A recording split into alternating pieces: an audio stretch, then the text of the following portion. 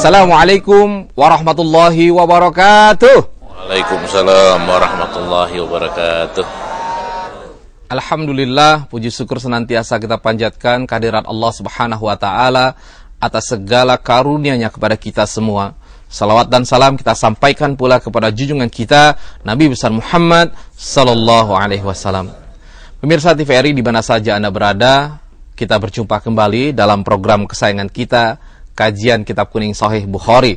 Dan hari ini masih kita akan mendapatkan ilmu dari guru kita, Dr. Ahmad Lutfifatullah. Assalamualaikum dokter. Waalaikumsalam warahmatullahi wabarakatuh. Iya, alhamdulillah sehat dokter ya. Alhamdulillah sehat walafiat. Karena masyarakat masih ingin menimba ilmu dari dokter. Iya. Dan saya yakin di semua di rumah juga ya mendoakan supaya dokter Lutfi ini tetap diberikan kesehatan Allah Subhanahu wa taala. Amin. Karena begitu banyak program yang sedang dipersiapkan beliau, Iya. yang ini bermanfaat buat kita semua. Baik, nah yang kedua narasumber kita adalah Bapak Totandas Haji Ali Abdullah. Beliau sebagai Kepala Basis DKI Jakarta. Assalamualaikum Ustaz. Waalaikumsalam warahmatullahi wabarakatuh. Sehat ya Pak ya? Alhamdulillah. Ya karena kebetulan hari ini tema kita ini tentang zakat ya, dokter. Betul. Jadi pas banget nih. Nanti kita juga pengen tahu bagaimana teknis pelaksanaan tentang pengumpulan dan penyaluran zakat itu. Dan sebagai pembaca kitab adalah Ustadz Muhammad Siddiq. Assalamualaikum Ustadz. Waalaikumsalam. Nah pemirsa, di studio ini sudah ada jamaah kita yang pertama dari Yayasan Fatimah Az-Zahra Serang Banten, pimpinan Ibu Hajah Nurlela Ningsih. Assalamualaikum warahmatullahi wabarakatuh.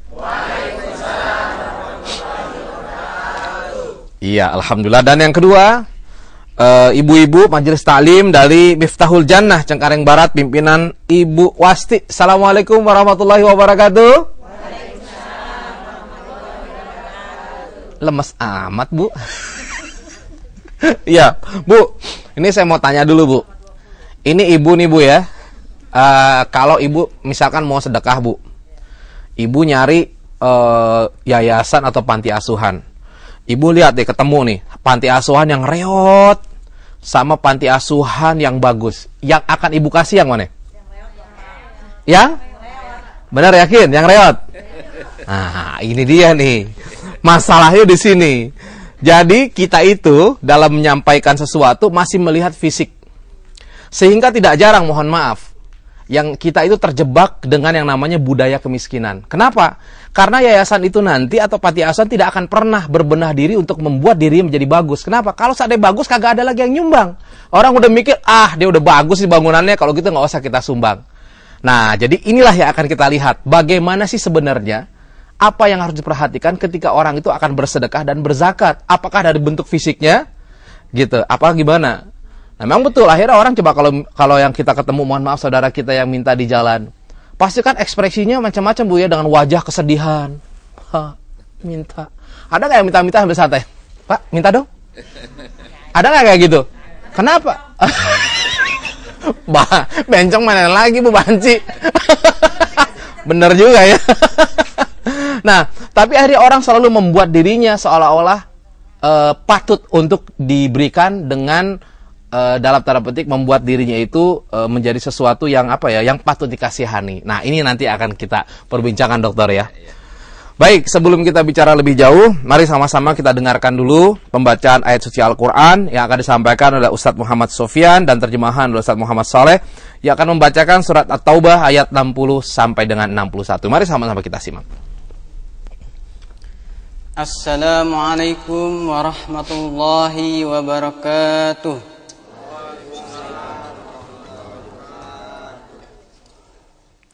أعوذ بالله من الشيطان الرجيم بسم الله الرحمن الرحيم إنما الصدقات للفقراء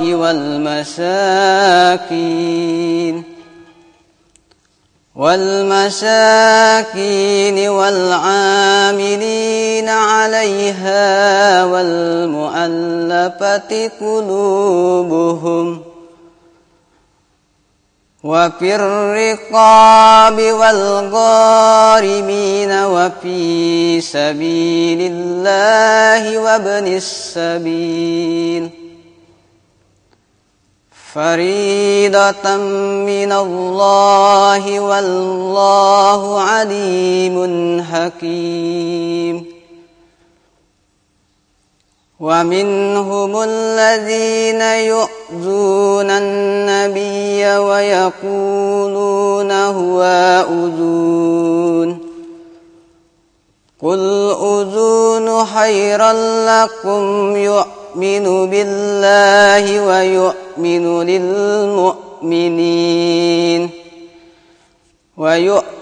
للمؤمنين ورحمة للذين آمنوا منكم والذين يؤذون رسول الله لهم عذاب عليم صدق الله العظيم. Aku berlindung padamu ya Allah dari godaan setan yang terkutuk. Dengan menyebut namamu ya Allah yang maha pengasih lagi maha penyayang.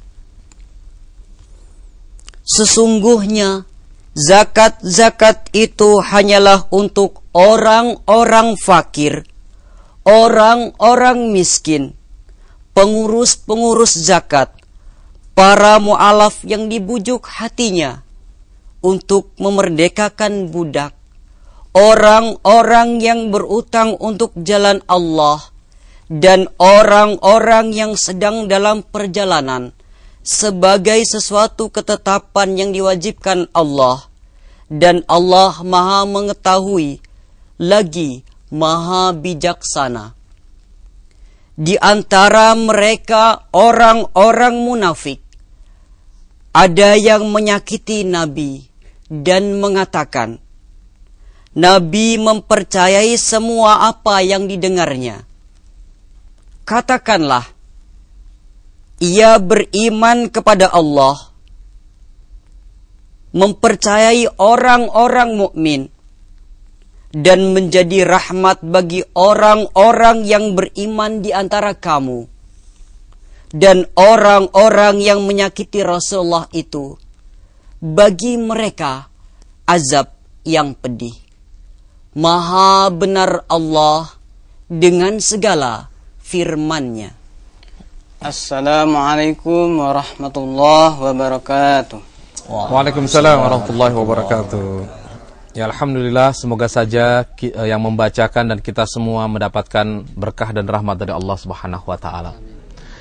Baik, nah seperti biasa melalui kesempatan ini kami ingin mengajak Anda semua yang berada di rumah dan menyaksikan acara ini untuk sama-sama kita bersedekah dan memunculkan semangat ya untuk membantu membangun. Karena pada dasarnya apabila Anda menyampaikan sesuatu, bersedekah ataupun berzakat, bukan Anda memberi, sebenarnya Anda sedang menjalankan kewajiban yang seharusnya Anda keluarkan.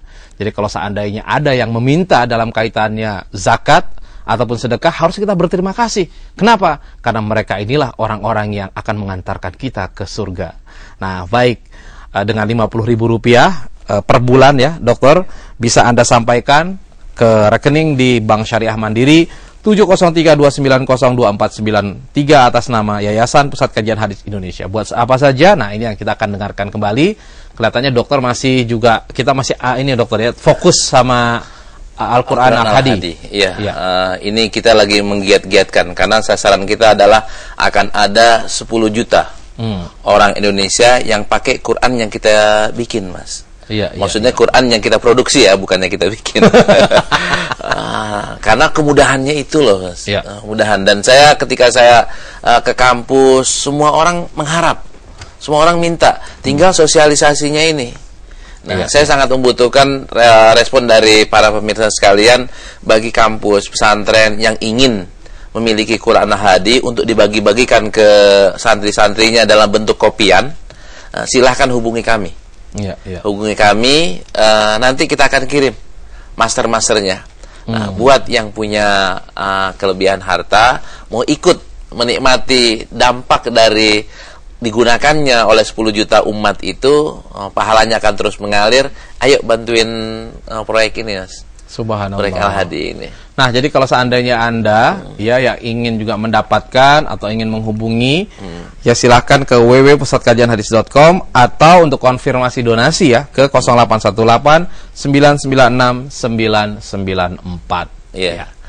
Baik, itu aja dokter. Betul. Ya, sebelum kita mulai kajian kita akan jeda dulu untuk menyimak yang satu ini. Tetap bersama kami masih dalam kajian Kitab Kuning Sahih Bukhari.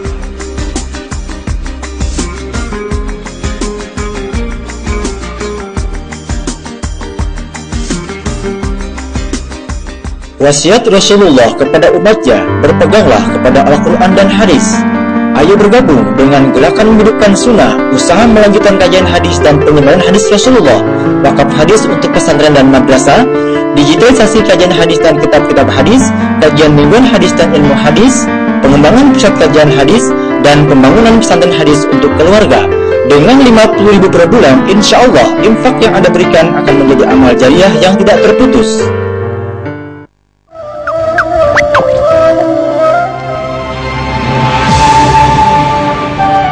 Ya, alhamdulillah pemirsa, Anda masih bersama kami dalam kajian Kitab Kuning Sahih Bukhari. Bagaimana, sudah siap untuk belajar? Iya, semangat Bu, jangan ngantuk dulu ya. Memang biasanya begitu, kalau ngaji itu godaannya berat. Kenapa? Karena kalau ngaji ini yang namanya setan itu bekerja. Jadi kalau ngantuk itu memang normal. Artinya apa? Setan yang bekerja membuat kita menjadi ngantuk. Oleh karena itu, supaya kita dihindari, kita bertauz ya, dokter ya. Nah, supaya setan ini pada pergi. Di sini banyak juga tuh, nggak percaya, coba lihat di sekeliling masing-masing. Baik, itu bercanda yang tadi.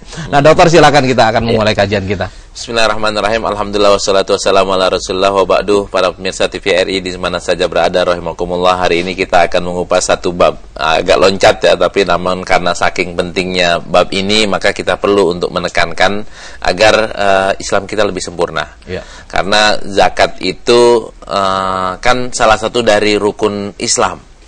Bahkan kedudukannya di banyak ayat dari wa aqimus shalah wa atuz zakah. Nyambung ya. Nah, teks hadisnya kayak gimana sih? Tentu kita belum baca semua hadisnya, tapi kita baca 2 bab di sini. Dua hadis yang menekankan kepada perintah dan ancaman. Perintahnya kayak gimana, ancamannya kalau kita nggak melaksanakan kayak gimana.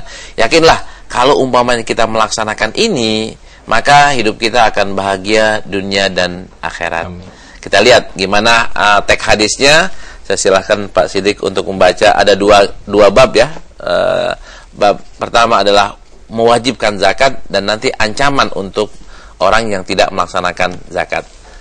Bagi pemirsa silahkan lihat di layar kaca. Qala al-Imam Al-Bukhari haddatsana Abu Asim ad-Dhahhak bin Makhlad an Zakaria ibni Ishaq an Yahya ibni Abdullah ibni Sayfi an Abi Ma'bad an Ibni Abbas radhiyallahu anhuma anna an-nabiy sallallahu alaihi wasallam ba'atha Mu'adan radhiyallahu anhu ila al-Yaman faqala ud'uhum ila shahadati an la ilaha illallah wa anni rasulullah fa inhum ata'u lidzalika fa'alimhum anna Allah qad iftarada alaihim 5 salawatin fi kulli yawmin wa laylatin fa inhum ata'u lidzalika fa'alimhum anna Allah iftarada alaihim sadaqatan fi amwalihim tu'khadhu min agniyaihim wa turaddu ala fuqaraihim. Baik. Ini hadis yang menunjukkan bahwa zakat itu wajib. Ceritanya kayak gimana? Ceritanya ini riwayatnya Ibn Abbas. Ibn Abbas radhiyallahu anhuma bercerita bahwa Rasulullah SAW mengutus Mu'az bin Jabal radhiyallahu anhu ke Yaman. Terus Mu'az diperintahkan oleh Rasulullah untuk ud'uhum ila syahadati alla ilaha illallah, ajak mereka untuk bersyahadat la ilaha illallah dan Muhammad itu Rasulullah. Kalau mereka udah beriman, bersyahadat, ketahuilah, ajari mereka bahwa Allah memerintahkan mereka untuk melaksanakan sholat yang 5 waktu. Kerjain dulu. Kalau mereka mentaati, maka tambahin lagi pengetahuan mereka dengan mengatakan bahwa Allah juga mewajibkan kepada mereka untuk mengeluarkan zakat yang diambil dari yang kaya untuk diserahkan kepada atau untuk dibagikan kepada yang miskin. Nah, ini iniannya. Nah, kajian kita sebagaimana biasa ada dua ya, ada sanadnya dan ada matannya. Ibn Abbas sudah sering kita bahas, Mas. Nah, Abdullah bin Abbas sepupunya Rasulullah yang Rasulullah doain ya. Rasul doain Allahumma alimhul kitab. Dalam riwayat yang lainnya Allahumma alimhu ta'wil. Kita udah ngambil hikmah dari doa ini. Ibu-ibu kalau kepengen anaknya pinter, nah, Bu Hajah kepengen anak-anak asuhnya pinter, jangan lupa didoain. Baik doanya pakai megang kepalanya. Nah, kalau masih kecil, kalau gede jangan. Kalau masih kecil, atau doain pas sholat. Mau sholat tahajud boleh, mau sholat ini boleh. Nah, kalau kita doain, insya Allah doa kita akan dikabulkan oleh Allah. Anak kita akan jadi anak yang soleh, anak yang sesuai dengan permintaan kita. Saya nggak punya anak, ya cucunya doain. Tapi kita ingat juga pelajaran yang kemarin, Mas Agus ya. Yang Rasulullah doain itu bukan cuma anaknya doang, bukan cucunya doang, bukan sepupunya doang. Tapi Rasulullah anaknya didoain, cucunya didoain, tetangganya didoain, pembantunya didoain, bahkan umatnya didoain. Walhasil kita bisa niru nih, kampung kita doain, nah kota kita doain, pemimpin kita doain. Oh, pemimpinnya nggak adil, pemimpinnya zalim, kita doain supaya dapat hidayah, bukan supaya cuma meninggal merubah dunia gitu ya. Ntar pemilu lagi. Kita harus memilih pemimpin yang tepat, betul. Kalau pemimpinnya udah zalim, udah salah, ya kita doain, ya Allah mudah-mudahan dapat hidayah. Kan nggak salah tuh. Iya. Kalau dalam bahasa ulamanya adalah Allahumma aslih ar-ra'i war-ra'iyah. Ya Allah, perbaiki pemimpin dan rakyatnya sekaligus. Kadang-kadang yang zalim kan bukan pemimpin doang, yang zalim juga rakyat yang zalim, Mas. Nah, kalau kita banyak yang zalim dua-duanya, pemimpinnya zalim, rakyatnya juga zalim, ya jadi rusak. Ya. Nah, ini Abdullah bin Abbas. Yang satu lagi adalah sahabat yang diceritain di sini. Nah, adalah Mu'adz bin Jabal. Mu'adz bin Jabal pernah kita angkat, akan tapi tidak terlalu sering seperti Abdullah bin Abbas. Mu'adz bin Jabal ini orang Ansor, Mas. Orang Ansor muda tapi cerdas. Karena muda dan cerdas, Rasulullah jadikan duta besar. Iya. Bukan karena usianya tua jadi duta besar, enggak. Yang penting cerdas, yang penting mampu. Ketika dia mampu, maka dia boleh menjadi pemimpin, dia boleh menjadi duta besar. Mu'adz bin Jabal adalah orang Ansar yang dijadikan duta besar ke Yaman. Nah, dan Rasulullah mencintai banget, sayang banget sama Mu'adz bin Jabal. Salah satu dari riwayat yang saya terkesan sekali, dan ini banyak kita baca sebenarnya habis sholat fardu, Rasulullah pernah megang pundaknya Mu'adz bin Jabal, lantas bilang, wallahi, saya mencintai kamu, wahai Mu'adz. Demi Allah saya mencintai kamu. Dibilangnya 2 kali, ada riwayat 3 kali. Jangan lupa kalau habis sholat bacalah Allahumma a'inni ala dzikrika wa syukrika wa husni ibadatik. Ini doa yang diajarkan oleh Rasulullah kepada Mu'adz bin Jabal karena cintanya. Nah, kalau ibu mencintai anaknya, suruh, jangan lupa nak ya, baca habis sholat Allahumma inni ala dzikrika wa syukrika wa husni ibadatik. Kalau ibu seneng atau cinta sama suaminya, ingetin suaminya, Mas, jangan lupa habis sholat baca Allahumma inni ala dzikrika wa syukrika wa husni ibadatik. Kayak gitu juga. Ini hikmah yang kita bisa ambil dari sini. Saya setiap kali baca itu, Mas, baca Allahumma inni, saya ingat nih hadis Rasulullah kepada Mu'adz nih. Ketika saya baca subhanallah bihamdi adada khalqihi, saya ingat nih, ini hadisnya kepada Juwairiyah, istrinya Rasulullah. Nah, ibu-ibu, gara-gara kita sering ngaji Sahih Bukhari, harusnya Mas Agus paling inget nih. Ini hadisnya riwayat siapa ya? Harus begitu. Harusnya gitu. Jadi inget, oh ini iya ya, berarti manfaatnya ini. Betul, ini betul. Iya ya, manfaatnya ini. Enak tuh Bu jadinya. Oh, dalilnya ini di Sahih Bukhari, berarti kan nggak usah diperdebatkan kan? Sahih jadinya. Ini itu nih. Soal isinya, matannya, yang pertama harus syahadah dulu. Zakat jangan disuruh orang non muslim, jangan disuruh zakat, Mas. Orang non muslim jangan disuruh zakat, pajak aja. Jangan zakat. Nah, kalau zakat dia iman dulu, syahadatain dulu gitu. Habis syahadatain, orang kalau belum sholat itu sulit untuk melaksanakan zakat. Sholat dulu, sholatnya lempeng, ntar ngeluarinnya duitnya gampang. Nanti kalau orang beriman, sebenarnya orang beriman gampang banget, kalau imannya benar, gampang banget untuk sholat.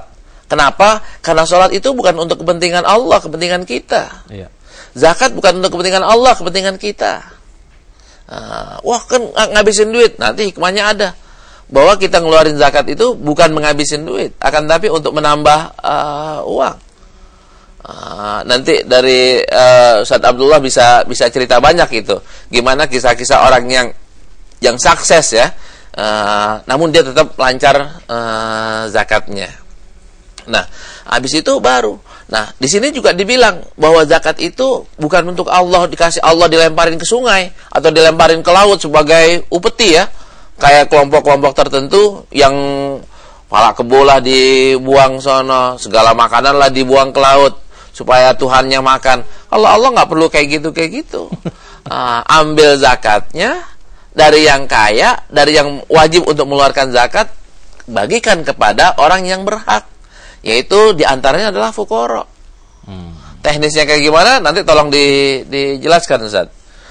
Kita sengaja ngajak kupasan ini dengan praktisinya langsung, yaitu kepala basis ya, sebagai pelaksana zakat. Nah, ini iniannya. Nah, bagi, nanti kita baca habis ini hadisnya, bagi yang nggak mau melaksanakan ini, tunggu ancamannya ntar saat kita baca. Baik, ya alhamdulillah sudah panjang lebar ya. Nanti biar berkembang juga melalui pertanyaan-pertanyaan dari jamaah sekalian. Betul. Nah, ke Ustaz Abdullah dulu. Ustaz, kalau tadi kan sudah disampaikan motivasi bagaimana orang itu harus mengeluarkan zakat, dan intinya adalah zakat itu sebenarnya bukan untuk kepentingan Allah, tapi justru untuk menyelamatkan dirinya sendiri. Nah, apakah ini sudah memang semangat berzakat ini sudah sedemikian besar sebenarnya di kalangan umat Islam? Nah, dari apa yang dilakukan oleh Basis DKI, gimana melihat itu? Alhamdulillah, Basis DKI ini sudah berkiprah cukup lama. Pemerintah provinsi sangat perhatian terhadap pelaksanaan ibadah rukun Islam yang kelima ini, yang mana dari rukun Islam yang 5 ini zakat memang kayaknya seolah-olah dianaktirikan. Kalau ibadah haji kan yang udah bolak-balik ke haji, yang kedua ketiga sunnah, tapi mereka tidak laksanakan. Tapi zakat tiap tahun kalau capai nisab atau batas minimal kepemilikan harta dan cukup haul, itu kan masih wajib juga. Yaitu betul standar dilempengkan. Tapi kadang-kadang mereka menyangka zakat ini suka-suka gitu. Padahal kewajiban tadi telah disampaikan. Sebagaimana hadis Mu'adz bin Jabal tadi, yang ketika Rasul mengamanatkan ketika mengutus Mu'adz ke Yaman itu, tu'khadhu min aghniyahim wa turaddu ila fuqaraihim. Alhamdulillah, Basis DKI ini berdiri sejak tahun 68, Pak. Ketika saran para ulama nasional, 11 ulama itu menyarankan kepada Pak Presiden waktu Masih Soeharto ya, untuk menggiatkan pengelolaan zakat ini, Gubernur DKI sudah membentuk. Dan yang terakhir ini, alhamdulillah, Gubernur DKI yang terakhir ini giat sekali menghimbau, menginstruksikan kepada pegawai dan seluruh pejabatnya agar mengeluarkan zakat. Jadi alhamdulillah, Pak, dari internal saja pegawai DKI sekitar 70 ribuan itu sudah 56 ribu mereka setiap bulan mengeluarkan zakat profesi. Dipotong langsung dari rekeningnya masing-masing. Itu lumayan juga, dari 56 ribu itu berapa yang terkumpul itu? Terkumpul sekarang ini 3,3 miliar per bulan. Masya Allah. Itu. Dan termasuk para wali kota, gubernur, jajaran pejabat di bawahnya, semua itu sudah terkumpul. Bahkan pengurus Basis pun membuat pernyataan mengeluarkan zakat tiap bulan. Alhamdulillah. Berarti dari segi kemampuan tidak diragukan lagi. Sekarang justru pengusaha pun dihimbau nanti bulan Ramadan tanggal 31 Juli itu kita akan menghimpun dari para pejabat dan para pengusaha di acara April Ramadan dan terima langsung oleh Pak Gubernur. Iya, itu berarti bulan Ramadan yang sudah lewat ini, Pak. Besok. Tidak ada lagi. Besok tanggal 31. Kemudian pengusaha diundang, termasuk para pengusaha yang ada di DKI ini diundang supaya menyampaikan zakat pada saat itu. Karena umumnya zakat itu ingatnya bulan Ramadan, Pak. Padahal hal itu mungkin jatuhnya bukan Ramadan. Jadi setelah selesai bulan Ramadan ini berarti menurun, lebih menurun ya? Kadang-kadang begitu. Tapi Basis ini terus saja mengumpulkan itu ada 3 teknik pengumpulan 3. Pertama harian. harian itu yang mana kita sebar lewat kupon infak sedekah, baik melalui perusahaan-perusahaan ataupun tempat-tempat wisata. Contohnya di Ragunan misalnya, kita nitipkan kupon yang nilainya kecil, Rp500 untuk dijual tiket sekaligus nitip kupon bajis. Misalnya ke Monas juga kita ada kupon bajis. Nah, itu harian kita kumpulkan. Kemudian yang bulanan tadi yang zakat pegawai. Nah, kemudian yang tahunan itu yang di acara Ramadan yang dari para perusahaan. Parkiran nggak ada, Pak, ya, parkiran ya? Parkir belum ada. Iya. Nah, sekarang mungkin yang jadi PR adalah dari sisi penyaluran nih. Apakah kayak program Dr. Lutfi juga bisa disupport gitu? Salah satu. Karena ada kan tadi di ayat At-Taubah yang dibacakan oleh adik kita tadi itu, innamas shadaqatu lil fuqara'i wal masakin wal amilina 'alaiha wal mu'allafati qulubuhum wa birriqab wal gharimin wa fi sabilillah wa ibnis sabil. 8 asnaf itu kita bagi 3 kategori. Kategori pertama fakir miskin. Ini bantuan untuk biaya pendidikan umumnya, karena pendidikan itu modal dasar untuk memotong kemiskinan. Dengan dia punya ilmu, insya Allah dia akan lapangan kerja terbuka. Kemudian yang kedua fisabilillah. Nah, termasuk fisabilillah, mengembangkan ajaran Islam, dakwah dan sebagainya, mungkin termasuk dalam hal kajian Quran Sunnah ini. Kemudian Ibnu Sabil, Mu'alaf Gharimin. Adapun amilin, nah alhamdulillah DKI ini membantu, pemerintah DKI memberikan dana hibah untuk para petugas-petugas yang bekerja di Bajis DKI Jakarta. Baru tadi kalau pengumpulan per bulan dari internal saja sampai berapa? 3,3 tahun ini ya. 3,3 miliar per bulan itu. Per bulan itu. Ya, Masya Allah. Alhamdulillah. Luar biasa. Baik, nanti akan kita ini lagi perdalam lagi. Nah, kembali ke dokter. Dr. Lutfi ini kan kalau bicara mengenai zakat gitu kan zakat itu sebenarnya hitungannya adalah jatuh tahunnya adalah tahunan. Nah, tapi kita cenderung itu menghitung itu pada saat mengeluarkan pada saat Ramadan gitu. Padahal belum tentu jatuhnya pas saat Ramadan juga gitu kan. Nah, biasanya juga setelah Ramadan nih mulai mengendor gitu semangatnya. Jadi kayak sekarang nih sudah lewat Ramadan gitu. Terus kok kelihatannya sudah mulai agak merosot. Nah, ini bagaimana tuh, dokter? Sebenarnya kan tadi betul itu bahwa jatuhnya itu adalah haul. Cuman kan orang untuk gampang ngingetnya ditaruh di bulan Ramadan. Nah, biasanya kalau orang yang punya duit bulan Sya'ban gitu umpamanya atau Rajab, dia ngeluarin dulu tuh, nggak apa-apa. Takjil namanya, duluin. Ntar ngeluarin lagi pada Ramadan berikutnya. Nah, ini biar gampangin. Pertama biar gampangin, kedua biar pahalanya gedean. Padahal mengeluarkan sedekah ya, terutama sedekah. Kalau zakat itu kan berdasarkan haul kewajibannya. Kalau sedekah itu kan bukan bulan Ramadan yang menentukan nilai pahalanya lebih, akan tapi kebutuhan. Kalau umpamanya ada orang nih sakit ya. Sakit membutuhkan bantuan kita, sedekah kita bilang tar aja dah lu ya, gue bantu bulan Ramadan. Keburu mati, Ustaz. Iya benar. Sakitnya sawah, kita mau bantu ntar bulan Ramadan, yang meninggal duluan. Nah, kalau yang kayak begitu kita ngeluarin bulan Syawal atau bulan haji atau bulan apapun, itu lebih afdol ketimbang kita nanti bantuinnya buat dia di bulan Ramadan. Masya Allah. Nah, terus kalau orang misalkan gini khawatir, kan biasa kalau nunggu 1 tahun tuh takut duitnya malah jadi habis tar. Akhirnya muncul istilah yang namanya zakat profesi per bulan tuh dikeluarin. Itu gimana? Menurut mazhab Maliki boleh nyicil. Saya harusnya kalau dihitung-hitung zakat saya 1 tahun ini 12 juta umpamanya ya, 12 juta zakat saya itu Mas, 12 juta. Maka supaya tidak terlalu ngelihatnya gede 12 juta, itu saya keluarin tiap bulan. Niat zakat sejuta, akhirnya per jatuhnya juga 12 juta. Kalau ternyata kurang, saya tambahin lagi tuh. Ternyata hitungan saya hitung 15 juta, saya tinggal tambahin tuh 3 juta lagi. Ini 3 juta. Nah, biasanya kan orang punya ya, wa innahu li hubbil khairi lasyadid, itu tetap ada pada jiwa manusia. Jiwa manusia tuh punya seneng sama duniawi itu tetap ada. Nah, kalau umpamanya zakat punya duit 100 juta, ngeluarin zakat 2,5 juta itu gampang Mas. 2,5 juta doang gampang.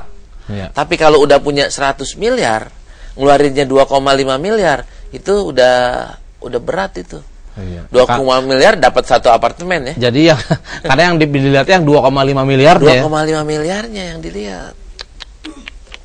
Masya Allah. Nah, ntar kita baca ancamannya nih. Kita boleh baca ancamannya langsung nih. Aja silakan. Ya, nah ancamannya bagi orang yang tadi itu punya 100 miliar nggak mau ngeluarin duit 2,5 miliar, nih lihat ancamannya sesuai dengan hadis Rasulullah Sallallahu Alaihi Wasallam. Silakan Pak Sidik dibaca. Qala al-Imam al-Bukhari, haddatsana Ali bin Abdullah, qala haddatsana Hasim bin Qasim, haddatsana Abdurrahman. قال حدثنا عبد الرحمن ابن عبد الله بن دينار عن أبيه عن أبي صالح السمان عن أبي هريرة رضي الله عنه قال قال رسول الله صلى الله عليه وسلم من آتاه الله مالا فلم يؤدي زكاته مثل له ماله يوم القيامة شجاعا أقرع له زبيبتان يطوقه يوم القيامة ثم يأخذ بلهزيمتيه يعني بصدقيه ثم يقول أنا مالك أنا كنزك ثم تلا ولا يحسبن الذين يبخلون الآية آل Imran 180. Baik, ini ancamannya ya. Ini riwayatnya dari Abu Hurairah radhiyallahu anhu. Beliau berkata bahwa Rasulullah SAW bersabda, man atahullahu malan, barang siapa yang Allah kasih harta, falam yuaddi zakatahu, dia belum melaksanakan zakatnya, muthilalahu yaumal qiyamah, akan ditamsilkan hari kiamat nanti, hartanya itu seperti sujaan, seperti ini ya, seperti ular. Ularnya jenis ular yang kecil. Ular yang kecil bukan ular piton, Mas. Tapi ular kecil yang berbisa itu kan lebih berbahaya. Yang kecil yang akan memakan atau ular itu? Mematok ya. Mematok leher orang itu dari sebelah sininya, dari lehernya. Bukan mematoknya begini, akan tapi matok gini. Nah, ularnya itu ngeluarin bisa. Ntar dia akan matok. Habis dipatok, kalau bahasa Betawinya, lo rasain lo, kan gitu. Kalau dalam bahasa Quran, bahasanya di sini, akulah, kata ular ini, akulah harta kamu yang kamu tidak ngeluarin zakat. Kalau umpamanya kita harus ngeluarin zakat 2,5 M, maka akulah 2,5 M kamu nih. Lebih banyak kali kerusakan ularnya. Matoknya galak banget, Zat. Kalau yang nggak ngeluarinnya 2,5 juta sama juga. Sama juga. Cuman juga jenisnya berbeda kali. Bisanya berbeda. Wallahu a'lam niatnya kayak gimana. Tapi yang di sini dibilang kan ular yang akan mematok dia. Itu ancamannya, Zat. Nah, bagi orang-orang kaya yang tidak mau dipotok ular, nah ini. Kalau ular kobra di sini bisa lariin ke rumah sakit, bisa panggil minta tolong sama pawang ular gitu. Tapi kalau ularnya ular neraka jahanam, gimana, Ustaz? Minta bantuin sama siapa?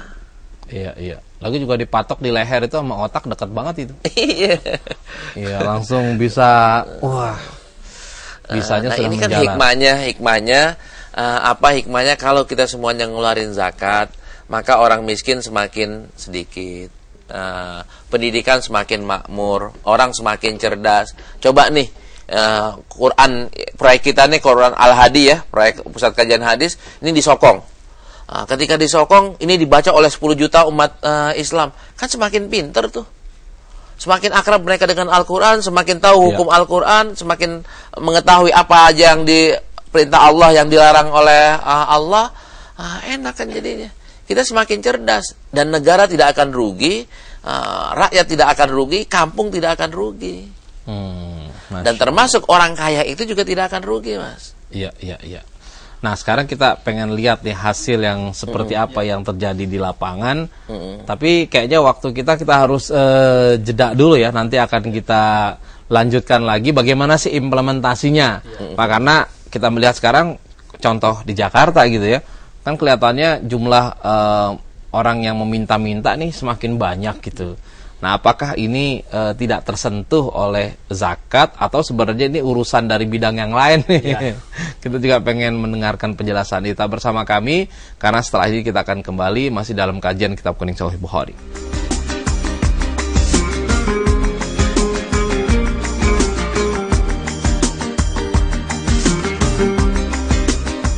Wasiat Rasulullah kepada umatnya, berpeganglah kepada Al-Quran dan hadis. Ayo bergabung dengan gerakan menghidupkan sunnah, usaha melanjutkan kajian hadis dan penyebaran hadis Rasulullah, wakaf hadis untuk pesantren dan madrasah, digitalisasi kajian hadis dan kitab-kitab hadis, kajian mingguan hadis dan ilmu hadis, pengembangan pusat kajian hadis, dan pembangunan pesantren hadis untuk keluarga. Dengan 50.000 per bulan, insya Allah infak yang Anda berikan akan menjadi amal jariah yang tidak terputus.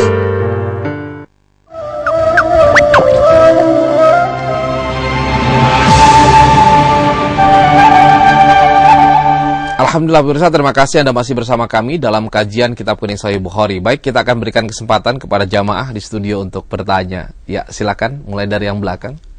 Assalamualaikum warahmatullahi wabarakatuh. Nama Rubai, kami dari rombongan Yayasan Fatimatuh Az-Zahra, Serang, Banten. Pertanyaannya, kita ketahui bahwa zakat ataupun mal ketika zaman Rasulullah ataupun para sahabat itu sangat dari bagian sentral sekali dalam kemajuan Islam. Dan itu juga terjadi ketika zaman Rasulullah atau para sahabat untuk mensejahterakan para rakyatnya ataupun umat Islam.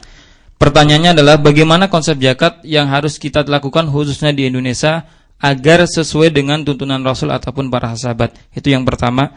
Yang kedua, pertanyaannya adalah apa persamaan dan perbedaan antara pajak dan zakat.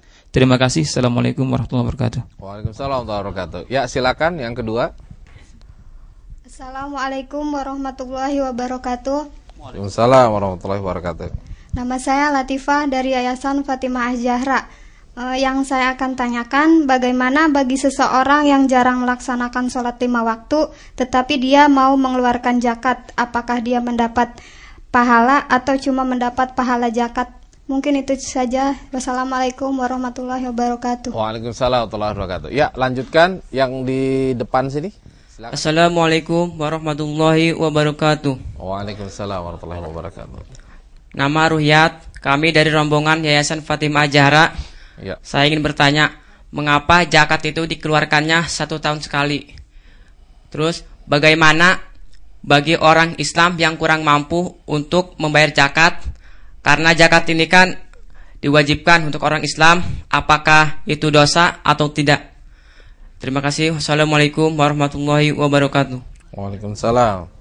Ya, silakan Ibu. Assalamualaikum warahmatullahi wabarakatuh.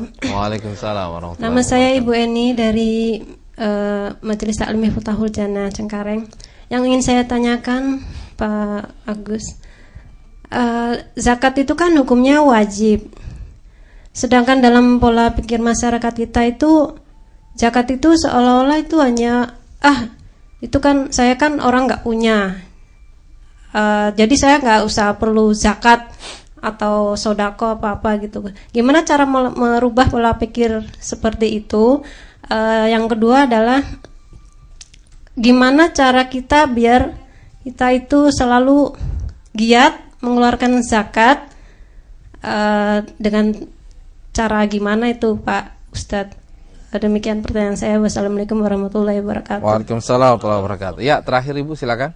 Assalamualaikum warahmatullahi wabarakatuh. Waalaikumsalam warahmatullahi wabarakatuh. Nama saya Ibu Mani dari Majelis Taklim Miftahul Jannah Cengkareng.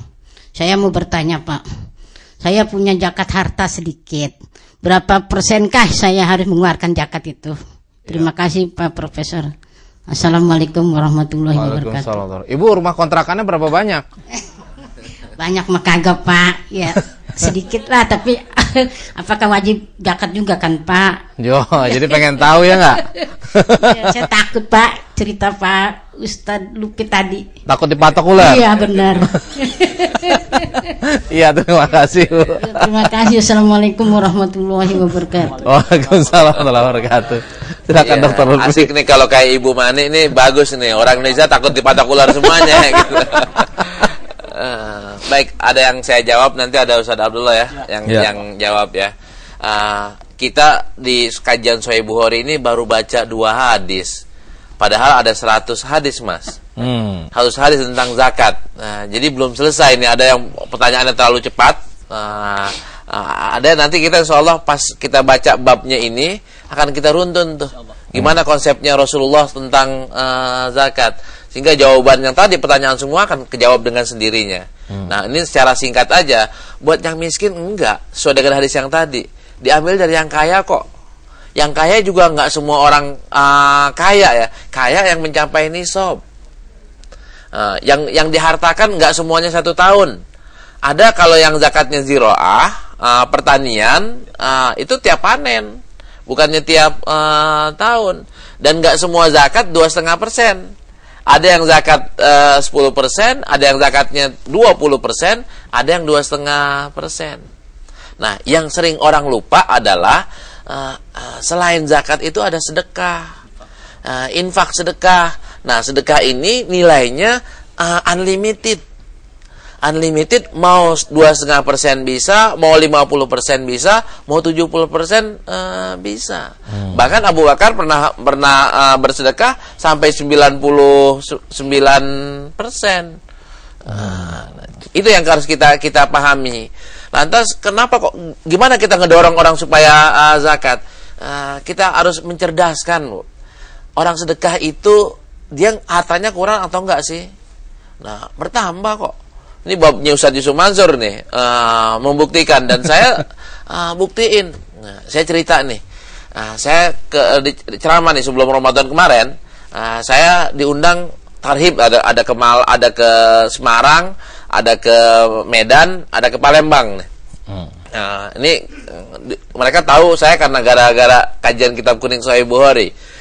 Di sana saya ini Bu, di Asahan. Di Asahan nama di Batubara, saya ceramah, saya ngasih hadiah. Siapa yang bisa jawab pertanyaan saya seperti di sini, saya kasih 100.000. Yang bisa 1 orang, bupati juga ikut ngasih hadiah, dewan DPR juga, anggota dewan juga ikut ngasih hadiah. Saya kasih tuh 100.000. Ada yang saya tes, ibu-ibu tadi yang dapat 100.000, ada gak yang mau ngasih sumbangin buat taruh di masjid, loket masjid? Karena kita di halaman masjid. Nggak ada yang mau ngasih kecuali anak kecil. Anak kecil. Habis anak kecil itu ngasih, dijumbangin, Mas. Hadiahnya dia 100.000, disumbangin lagi. Tanpa skenario, tanpa kasak-kisik, kita kasih tuh hadiah. Dia 2 kali lipat. 2 kali lipat tanpa skenario. Dan saya juga tanpa skenario, Mas. Ngasih 2 tempat itu sekitar 2 juta lah. 2 juta. Udah kayak gitu, pas saya pulang, ada yang ngamplopin, Mas. Ada orang yang ngamplopin saya sekitar 20 juta. Bukan amplop ceramah ya, bukan amplop ceramah, ada yang ngundang, saya tanda tangan itu. Ini amplop yang lainnya, ada orang, Ustadz saya salut dengan metode Ustadz kayak gitu. Ustadz ikhlas membantu orang dengan uang kantong sendiri. Saya nggak minta sama panitia loh, Mas, untuk gantinya. Dan bayaran yang tadi 20 juta bukan dari panitia, tapi langsung diganti, bedanya cuma 1 hari, 20 juta. Dan itu sering banget. Dan Ustadz Yusuf punya banyak banget cerita yang kayak gini. Bahkan ketika tadi kemiskinan yang ditanyakan, saya katakan justru sedekah yang paling hebat adalah ketika kita lagi takut miskin. Tapi boleh berharap nggak, dokter? Misalkan dokter ngasih tadi 2 juta, berharap ntar pasti ada yang balikin lagi. Saya nggak usah pakai ngarep, Ustaz. Udah emang langsung saya tahu konsepnya Allah bakal balas. Gitu. Cuman siapa yang balas gitu loh? Apakah kanan, kiri, depan, belakang, di Medan, di Jakarta atau di pesawat? Ada yang balas. Itu saya yakin banget, itu konsep ya, bukannya kita ngarep-ngarep. Emang Allah janjiin kok. Allah juga ngancem kan? Allah ngasih reward, ngasih berupa pahala dan yang tertentu ya, ganjaran tertentu. Allah juga ngancem, yang enggak ntar dipatok sama ular. Itu jawaban saya secara umum tadi, Ustaz. Iya, nanti penjelasan lebih detailnya berapa hitungan nisab segala macamnya, ikutin terus ya Bu ya. Karena kalau dibahas di sini semua sih kagak bakal habis nih, kepanjangan. Kita tahan dulu ya. Nah, baik, ke Ustaz Abdullah tadi ini mungkin terkait dengan praktek zakat ini di zaman Rasulullah gitu, dan juga barangkali kalau dikaitkan dengan pajak seperti apa, dan juga konteksnya dengan basis DKI ya. Kalau kita melihat kan bicara kemiskinan ini kayak Jakarta masih sangat lekat juga tuh ya dengan yang namanya kemiskinan gitu. Nah, ini bagaimana? Ya, terima kasih untuk menjawab konsep penyaluran zakat dalam hal ini. Tetap kita zakat infak sedekah juga program pada At-Taubah ayat 60 tadi yang dibacakan. Jadi untuk menanggulangi asnaf-asnaf atau kelompok-kelompok orang yang perlu bantuan, fakir miskin, mu'alaf, gharimin, ibnu sabil, fi sabilillah. Nah, dalam pelaksanaannya tentu kita juga mengacu pada tuntunan Rasulullah SAW. Jadi dalam konsepnya baik Bajis DKI Jakarta atau nasional itu ada konsep yang konsumtif untuk biaya habis, contohnya untuk fakir miskin biaya nanggulangi kebutuhan sehari-hari atau pembangunan masjid bisa bilang itu kan, dan ada konsep produktif, Pak. Produktif itu memberdayakan orang-orang yang secara fisik dia mampu, seperti zaman dulu mungkin Rasul juga pernah orang mampu tapi tidak punya modal. Nah, kita coba bantu. Kemarin ibu-ibu ada 250 orang di Jakarta Barat, kita bantu kursus menjahit dibayar oleh Bajis sampai bisa menjahit, membordir, dikasih mesin jahit untuk modal usaha. Juga para supir mikrolet dan pengojek yang tidak punya SIM kita bina dengan kepolisian bekerjasama, kita bikinkan SIM-nya juga. Jadi yang dengan dana zakat infak sedekah itu mereka bukan minta terus tapi bisa berusaha sendiri. Tapi kalau yang sudah tidak berdaya harus dibantu, konsumtif namanya. Misalnya ada yang bersalin tidak bisa pulang karena belum tebus, Bajis siap membantu. Gitu. Misalnya ada orang yang tunggakan, Bajis siap membantu sekolah. Karena ijazahnya ditahan misalnya. Itu Bajis siap membantu. Jadi Bajis juga tidak tiap tahun tapi sepanjang hari melayani penanggulangi kemiskinan ini. Nah, terus kalau yang mungkin kalau ada yang masih berasuka di perempatan jalan yang mau minta-minta, nah, ini itu tanggung jawab siapa? Kita ini kan harus bermanfaat bagi orang yang banyak. Khairun nas anfa'uhum linnas. Tapi jangan dimanfaatkan orang. Nah, sehingga perlu didukung bagaimana kita memberikan manfaat kepada orang lain, tapi jangan dimanfaatkan karena mereka juga disinyalir ada bandar-bandarnya gitu. Nah, tentu kami harus didukung dengan data seperti seorang miskin itu data dari kelurahan atau dari betul dia itu warga situ. Kalau tidak betul ya dari kepolisian. Betul dia itu pendatang yang tersasar untuk pulang kampung. Ibnu Sabil atau bisa Ibnu Sabil, gitu ya. Ibnu Sabil. Nah, kita boleh ngasih masukan dari kajian ini, Mas. Betul. Ya, jadi sangat sembarangan ngasih di jalan karena makanya zakat itu kan dalam At-Taubah 60 itu wal amilin 'alaiha, harus ada pengurusnya. Tidak ada ibadah dalam rukun Islam yang disebutkan secara langsung wal amilin 'alaiha. KBIH juga disebutkan dalam Al-Qur'an. Wah, KBIH enggak, tapi wal amilin 'alaiha ada. Iya. Gimana, Dok? Ini kaitan dengan pajak. Ya, satu lagi ya. Kaitan dengan pajak, kesamaan dan perbedaannya sama-sama kewajiban. Kalau zakat, kalau di zaman Rasul mungkin satu ya, karena pemerintahnya Islam. Kalau di kita itu kan kewajiban bernegara, kita wajib bayar pajak, kewajiban beragama, kita bayar zakat. Beda, dipisahkan.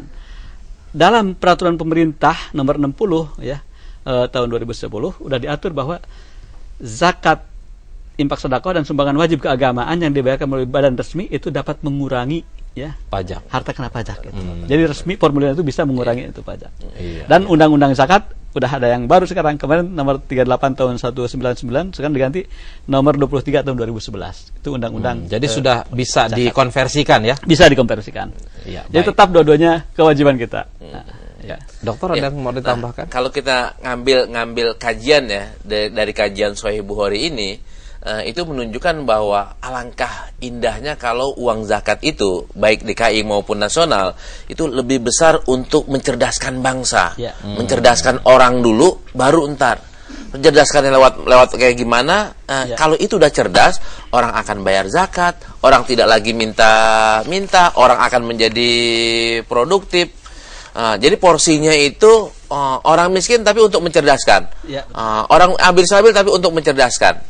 Nah, tentu yang lain-lain tidak diabaikan ya, tidak diabaikan, tapi alangkah baiknya kalau porsi mencerdaskannya itu lebih ditinggikan lagi. Ya, dari pendidikan. Persentase mohon izin. Untuk Bajis DKI untuk 2012 nih, persentase untuk fakir miskin memberdayakan dari pendidikan, baik dari bantuan SD, SMP, SLTA sampai S1 dan ada S2, S3 juga ada bantuan nulis skripsi dan disertasi. Itu total 66,11%. Itu untuk meningkatkan sumber daya berarti Muslim. Quran Al-Hadi bisa bisa disupport. Disupport itu. Insyaallah. Karena untuk mencerdaskan berarti ada fisabilillah 32,80%. Fisabilillah. Mu'alaf Garimin Ibn Sabil 1,07%. Iya, baik. Ya, alhamdulillah karena waktu kita juga sudah hampir selesai ini, hampir habis. Nah, di akhir perjumpaan kita, silakan dokter untuk melayangkan pertanyaan lagi ya. Pertanyaannya adalah siapa nama duta besar Rasulullah ke Yaman yang orang Ansor itu, pemuda dari Ansor? Siapa nama duta besar Rasulullah ke Yaman? Baik. Nah, pertanyaannya silakan Anda jawab dengan mengetikkan kuis spasi nama spasi jawaban, kirim ke 0818 995 993 atau email ke pusatkajianhadis@gmail.com. Nah, dan ya mudah-mudahan ini memberkahi buat kita semua, jadi semakin tambah semangat ya untuk mengikuti. Dan insya Allah kepada ibu-ibu dan juga adik-adik sekalian yang telah mengikuti kegiatan ini ya, acara kita ini akan mendapatkan souvenir dari Pusat Kajian Hadis ya. Yang satu untuk adik-adik ini berupa buku dari Dr. Lutfi, Mencerdaskan Otak Menjaga Hati Mahasiswa-mahasiswa melalui wirid, zikir, dan doa. Ini akan mendapatkan ini nanti. Nah, untuk ibu juga Bu, jangan khawatir, ibu akan mendapatkan membuka pintu rezeki melalui wirid. Wah, cocok bener nih kayaknya nih. Dapat rezeki, jangan lupa zakatnya. Zakatnya. Supaya tidak diapa tadi Bu? Matok ular. Ya. Baik, alhamdulillah, terima kasih Ustaz Abdullah dan juga dokter seperti biasa yang senantiasa memberikan ilmu kepada kita. Mohon maaf bila ada hal-hal yang kurang berkenan. Mari sama-sama kita tutup dengan doa penutup majelis. Subhanakallahumma wa bihamdika asyhadu an la ilaha illa anta astaghfiruka wa atubu ilaik. Wabillahi taufiq wal hidayah. Assalamualaikum warahmatullahi wabarakatuh.